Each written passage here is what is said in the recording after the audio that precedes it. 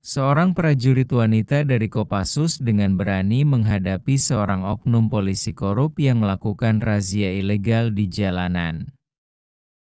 Polisi itu bertindak arogan, bahkan sampai menyiramkan seember penuh air bercampur lumpur ke tubuh sang prajurit. Dengan seragam loreng hijau TNI yang kotor dan basah kuyup, prajurit itu memulai pertempuran, bukan dengan senjata, tetapi dengan kebenaran dan harga diri yang tak bisa dibungkam. Di sebuah jalan kota yang sepi, suara knalpot motor trail terdengar mendengung pelan.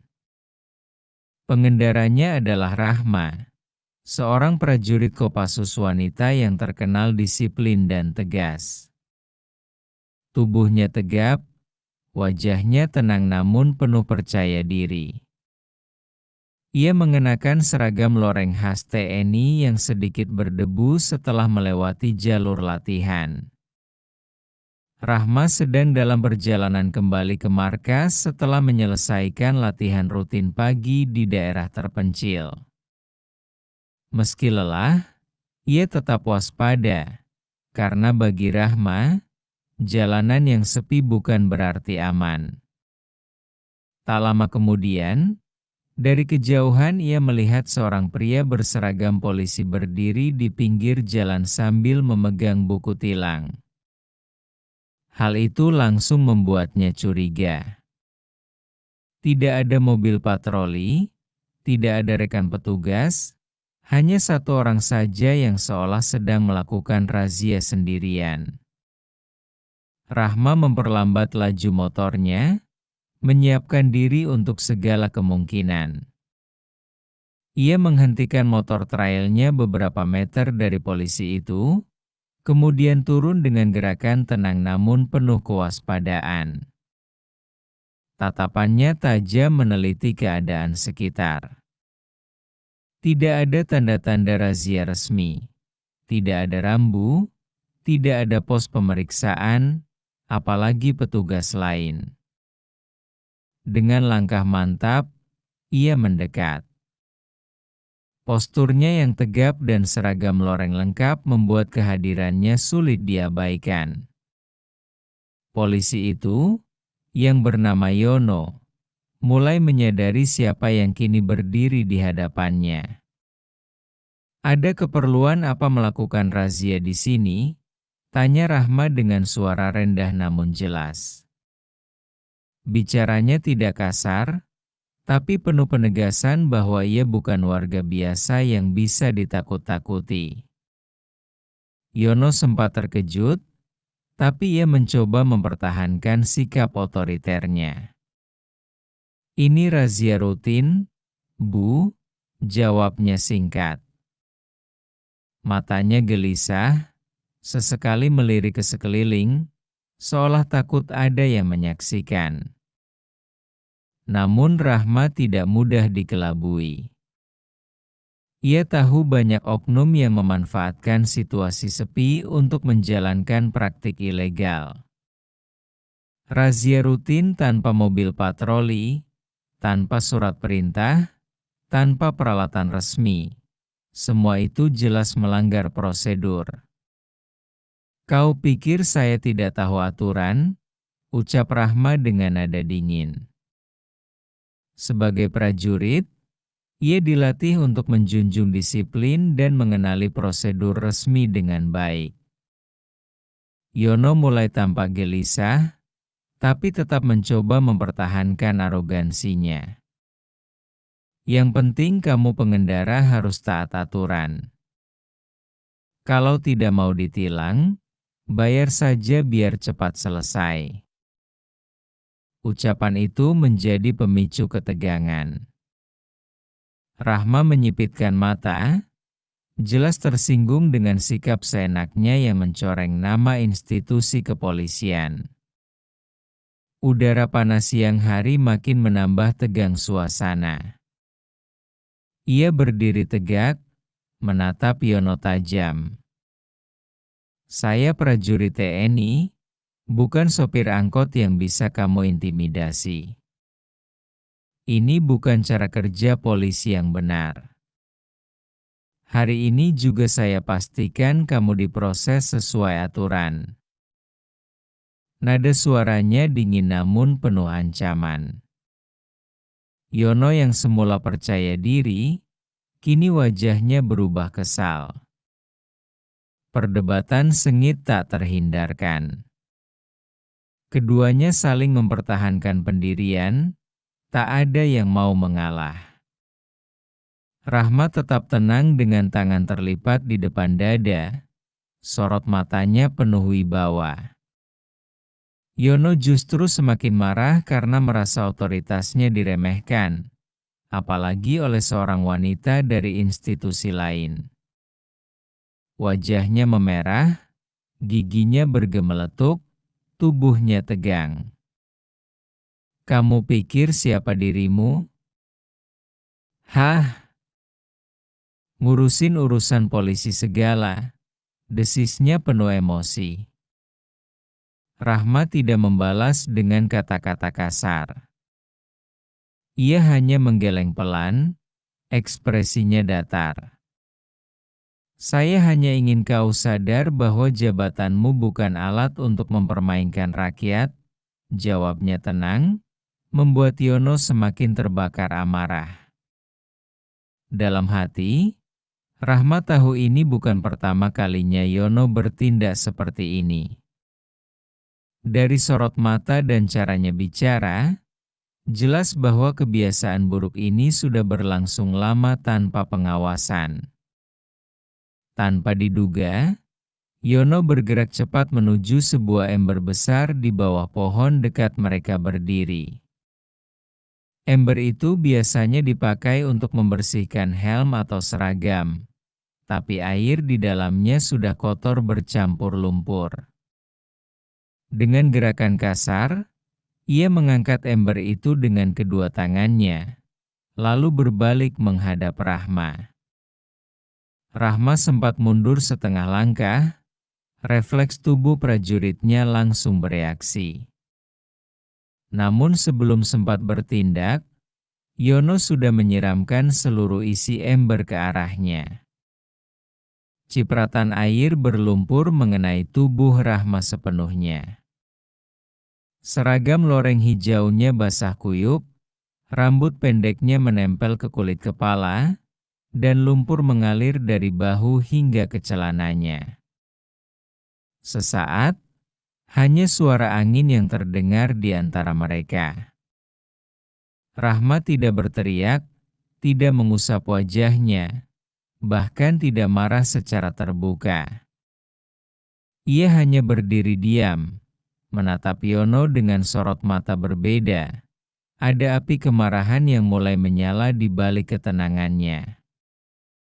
Yono tersenyum sinis, mengira tindakannya berhasil mempermalukan prajurit itu. Padahal, ia baru saja menyalakan bom waktu yang akan segera meledak tepat di hadapannya. Rahma berdiri tegak, tubuhnya basah kuyup, seragam loreng kebanggaannya kini penuh noda lumpur dan air kotor. Tetesan air masih menetes dari wajah dan bahunya, namun pandangan matanya semakin tajam dan tak tergoyahkan. Dari ujung rambut pendek Rahma, tetesan air bercampur lumpur menetes jatuh, membasahi tanah di bawah sepatu bootnya. Udara siang yang panas menyentuh kulitnya yang masih lembab, namun ia sama sekali tidak bergeming. Matanya tetap menatap lurus ke arah Yono, tanpa sedikit pun tanda ketakutan atau penyesalan. Hanya kesunyian yang kental terasa di antara mereka, seolah waktu berhenti sejenak. Di dalam hati, Rahma sedang berperang melawan gelombang amarah yang menggelegak. Ia tahu benar bahwa membalas dendam dengan amukan bukanlah jalan terbaik. Namun ia juga sadar, hari itu harus menjadi pelajaran pahit yang tidak akan pernah dilupakan Yono. Kamu pikir dengan begini aku akan mundur? Gumam Rahma pelan. Suaranya rendah tapi penuh ketegasan. Itu bukan ditujukan pada Yono, melainkan pengingat bagi dirinya sendiri, bahwa ia adalah prajurit Kopassus, seorang wanita kuat yang ditempa untuk menghadapi segala bentuk ancaman dan intimidasi. Yono mendengus lalu tertawa kecil sambil mengibaskan tangannya. Terserah kamu saja. Kalau mau lapor, silakan. Tapi siapa yang akan percaya dengan omonganmu melawan seorang polisi? Katanya congkak, seolah yakin dirinya kebal hukum. Namun Rahma tidak terpengaruh. Ia tahu betul perjuangan ini bukan tentang dirinya semata, bukan sekadar soal harga diri yang dilecehkan. Ini tentang integritas institusi, tentang aturan yang harus dijunjung, tentang membela masyarakat yang sudah terlalu lama jadi korban ulah oknum seperti Yono. Rahma menarik napas panjang, menenangkan diri. Dalam diamnya, ia mulai merancang langkah berikutnya. Bukan balas dendam dengan fisik, melainkan cara yang lebih mematikan. Membongkar kebenaran hingga Yono bertekuk lutut di hadapan hukum. Seragam lorengnya terasa lengket oleh lumpur, tubuhnya basah kuyup, tapi Rahma tidak peduli. Setiap detik terbuang hanya untuk melampiaskan marah adalah kerugian. Ia melangkah maju dengan mantap, melewati Yono tanpa menoleh, meninggalkan polisi itu sendirian di tengah terik jalanan. Motor trailnya menunggu beberapa meter di depan. Ia menaikinya, menyalakan mesin, lalu sebelum pergi sempat menoleh sekali lagi ke belakang. Pandangan matanya tajam, cukup untuk membuat Yono sedikit goyah. Dalam tatapan diam itu, ada gema amarah yang belum dilepaskan, dan Yono tahu cepat atau lambat itu akan datang menghantamnya. Rahma melangkah dengan penuh tujuan. Meski sepatunya masih menjejak tanah yang becek oleh cipratan lumpur. Tubuhnya tetap basah, rambut pendeknya menempel di dahi, namun wajahnya tetap tenang, penuh tekad. Baginya, balas dendam sejati adalah menegakkan kebenaran. Tiba-tiba, ia berhenti. Tanpa aba-aba, Rahma mendekati Yono lagi yang masih berdiri dengan senyum sinis, merasa dirinya baru saja memenangkan pertarungan. Dengan gerakan cepat namun terkendali, Rahma mencengkeram keras seragam polisi itu, menariknya hingga wajah mereka hanya berjarak beberapa sentimeter. Tatapannya menusuk, suaranya rendah namun mengandung ancaman yang tak terbantahkan. Besok akan menjadi hari terburuk dalam hidupmu. Tidak ada teriakan, tidak ada emosi meledak-ledak. Justru ketenangan dingin itulah yang membuat ucapannya lebih menakutkan. Yono sempat terkejut sesaat, tapi segera menutupi rasa gugupnya dengan tawa keras yang sombong. Ia meronta, lalu menyeringai. Hari terburuk? Kamu pikir kamu siapa? Polisi tidur, ejeknya, sambil menepuk-nepuk noda lumpur di bajunya setelah Rahma melepaskan cengkeramannya. Rahma tidak membalas ejekan itu. Tatapannya tetap dingin, tak sedikit pun goyah.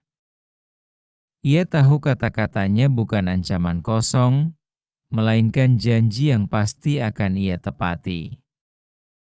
Tanpa menoleh lagi, ia berbalik menuju motornya, menyalakan mesin, dan tancap gas meninggalkan Yono yang masih tertawa puas.